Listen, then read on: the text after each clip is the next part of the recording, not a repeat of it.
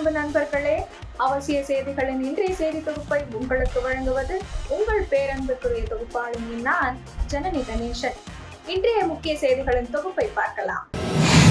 பிரதமர் டெல்லி புறப்பட்டு சென்ற பிறகு செய்தியாளர்களை சந்தித்த தமிழக பாஜக தலைவர் அண்ணாமலை, தமிழக மக்களின் நலனுக்காக 8000 கோடி ரூபாய்க்கும் அதிகமாக மதிப்புமிக்க பல்வேறு நல திட்டங்களை பிரதமர் மக்களுக்கு வழங்கும் தருவாயில் பிரதமரை வரவேற்கவும் விழா நிகழ்ச்சிகளில் பங்கு கொள்ளாமல் ஊட்டிக்கு முதலமைச்சர் சென்றதும் மிகப்பெரிய தவறு என்றும், அதற்காக முதலமைச்சர் ஸ்டாலின் தமிழக மக்களிடம் பகிரங்கமாக மன்னிப்பு கேட்க வேண்டும் எனவும் வலியுறுத்தினார். ராமேஸ்வரம் புதிய பாம்பன் பாலத்தை திறந்து நாட்டு மக்களின் பயன்பாட்டிற்கு அர்ப்பணித்த பிரதமர் திரு நரேந்திர மோடி 8000 கோடி ரூபாய்க்கு மேல் மதிப்புள்ள பல்வேறு மக்கள் நலத்திட்ட பணிகளை மக்களுக்கு வழங்கினார். பின்னர் பேசிய பிரதமர், தமிழகத்திலிருந்து தமக்கு கடிதம் எழுதுபவர்களின் கையெழுத்து ஆங்கிலத்திலேயே உள்ளது.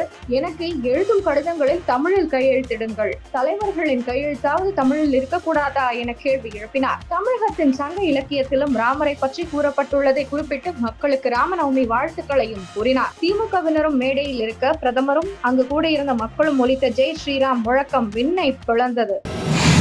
ஊட்டியில் 700 படுக்கை வசதிகளுடன் கட்டப்பட்ட மருத்துவமனையை திறந்து வைத்த முதலமைச்சர் ஸ்டாலின் பிறகு முடிவடைந்த பணிகளை துவக்கி வைத்ததுடன் புதிய திட்டங்களுக்கும் அடிக்கல் நாட்டினார். பின்பு பேசிய முதலமைச்சர், எத்தகைய அரசியல் சூழ்ச்சிகளாலும் தமிழகத்தை வீழ்த்த முடியாது என கூறினார்.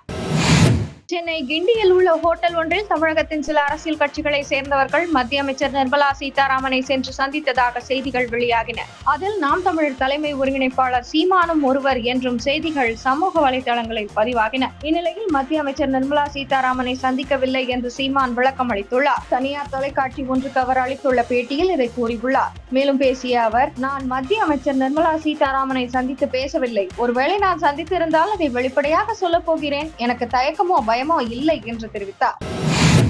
ஆயுதங்களை கீழே போட்டுவிட்டு நாட்டின் வளர்ச்சி பயணத்தில் நீங்களும் ஒரு அங்கமாக செயல்படுங்கள் என நக்சல்களை மத்திய உள்துறை அமைச்சர் அமித்ஷா எச்சரித்துள்ளார். நக்சல்களால் அதிகம் பாதிக்கப்பட்ட சத்தீஸ்கரின் பஸ்தார் மாவட்டத்தில் பழங்குடியின மக்களின் பாரம்பரியத்தை போற்றும் வகையில் கடந்த சில நாட்களாக திருவிழா நடந்தது. அந்த விழாவில் பங்கேற்ற மத்திய உள்துறை அமைச்சர் அமித்ஷா இவ்வாறு தெரிவித்தார்.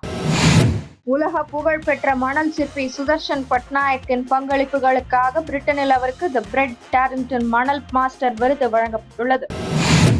உலக பெரும் கோடீஸ்வரர்களில் ஒருவரும் ரிலையன்ஸ் நிறுவனங்களின் தலைவருமான முகேஷ் அம்பானியின் மகன் ஆனந்த் அம்பானி. இவர் தமது 30வது பிறந்த நாளை முன்னிட்டு குஜராத் மாநிலம் ஜாம் நகரிலிருந்து 170 கிலோமீட்டர் ஆன்மீக பாத யாத்திரை மேற்கொண்டார். இந்த பயணம் ஜாம் நகரிலிருந்து துவாரகாதீஷ் கோவிலுக்கு செல்லும் வகையில் திட்டமிடப்பட்டிருந்தது. கடந்த மார்ச் 29ஆம் தேதி தனது பாத யாத்திரையை ஆனந்த் அம்பானி தொடங்கினார். தினமும் 12 கிலோமீட்டர் முதல் 15 கிலோமீட்டர் வரை நடந்தார். பெரும்பாலும் அவரின் பயணம் இரவு நேரங்களில் தான் இருந்தது. ஆனந்த் அம்பானியின் பாத யாத்திரை பயணம் இந்து நாட்காட்டியின்படி அவரது பிறந்த நாளான நேற்று நிறைவு பெற்றது. ராமநவமி நாளான நேற்று துவாரகாதீஷ் கோவிலுக்கு சென்று பயணத்தை பூர்த்தி செய்தார். அங்கு அவரது தாயார் நீதா அம்பானி, மனைவி ராதிகா மர்ச்சன்ட் ஆகியோர் அனந்த் அம்பானியை யார தழுவி வரவேற்றனர். அதிபர் டிரம்பின் 25% வரி விதிப்பை தொடர்ந்து அமெரிக்காவுக்கு கார்கள் ஏற்றுமதியை நிறுத்துவதாக ஜாக்வார் லேண்ட் ரோவர் நிறுவனம் அறிவித்துள்ளது.